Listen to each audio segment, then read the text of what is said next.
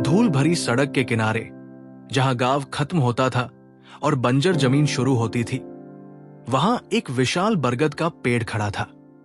इतना पुराना कि गांव के बुजुर्गों को भी याद नहीं था कि ये कब से यहां था।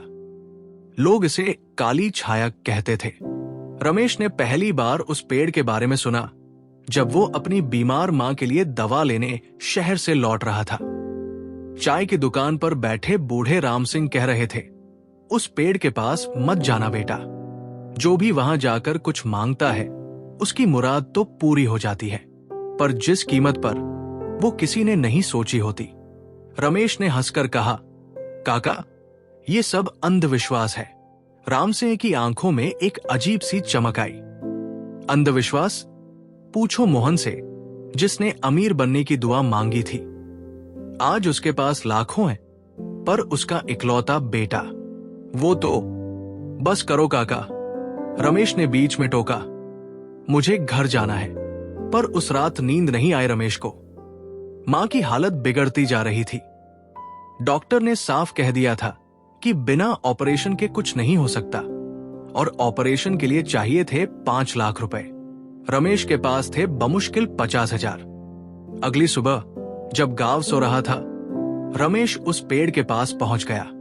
ठंडी हवा चल रहा थी और पेड़ की शाखाएं ऐसे हिल रही थी जैसे कोई फुसफुसा रहा हो। रमेश ने घुटने टेक दिए।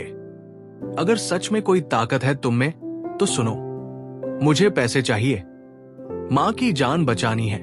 कुछ नहीं हुआ, कोई आवाज नहीं, कोई रोशनी नहीं। रमेश को अपने आप पर गुस्सा आया। बेवकूफी थी यहां आना। वो उठकर जाने लगा तो उसका पैर किसी चीज से टकराया।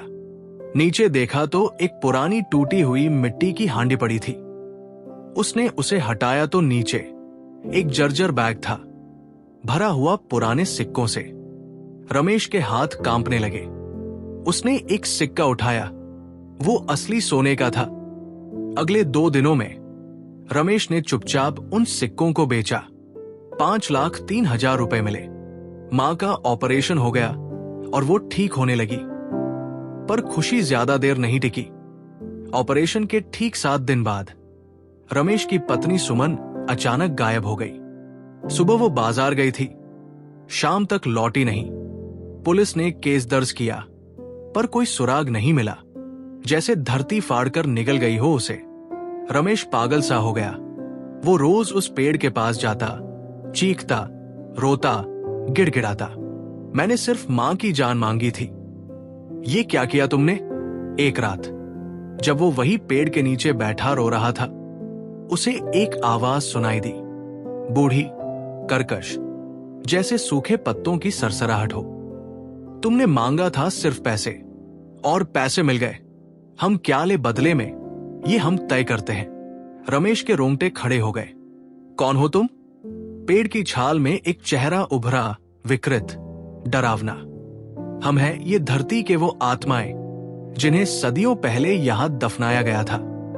ये पेड़ हमारा मंदिर है, हमारी जेल है। जो यहां मांगता है वो हमसे सौदा करता है। अगले हफ्ते गांव में एक और घटना हुई। किसान जगन्नाथ, जिसने बरसों पहले अच्छी फसल की दुआ मांगी थी, उसके दोनों बेटे एक सड़क हादसे में मारे गए। फसल तो बम्पर हुई थी हर साल, पर अब उसे काटने वाला कोई नहीं था। फिर दुकानदार मोहन की बात सामने आई।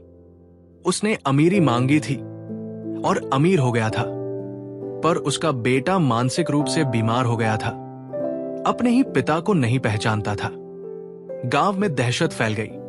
पंचायत बुलाई गई। सरपंच बोला, हमें उस पेड़ को काट देना चाहिए। पर बूढ़े राम सिंह ने कहा, काट नहीं सकते।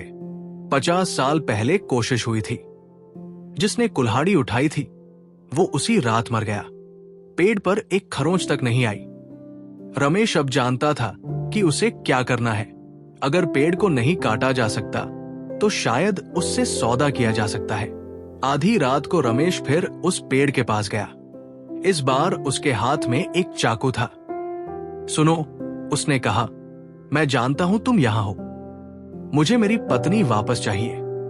वही आवाज आई, बदले में क्या दोगे? रमेश ने गहरी सांस ली। मैं खुद को देता हूं। मेरी जिंदगी लो, सुमन को छोड़ दो। पेड़ की शाखाएं हिंसक तरीके से हिलने लगी। तुम्हारी जान? तुम्हें लगता है तुम्हारी एक जान से हमारी भूख मिटेगी? तो बताओ, क्या चाहिए तुम्हें? एक लंबी चुप्पी के बाद आवाज आई, तुम्हें हमारी कहानी सुननी होगी। और फिर रमेश ने देखा, पेड़ की जड़ों से धुआं सा उठा और एक दृश्य बना। 300 साल पहले की बात थी। ये जगह एक कब्रिस्तान हुआ करती थी, पर जब गांव बसा तो जमींदार ने इसे मिटवा दिया। लाशों को यही दबा दिया गया और ऊपर ये पेड़ लगवा दिया गया ताकि कोई खोदे नहीं। हम चाहते हैं सम्मान, आवाज गूंजी, हमारा अंतिम संस्कार हो।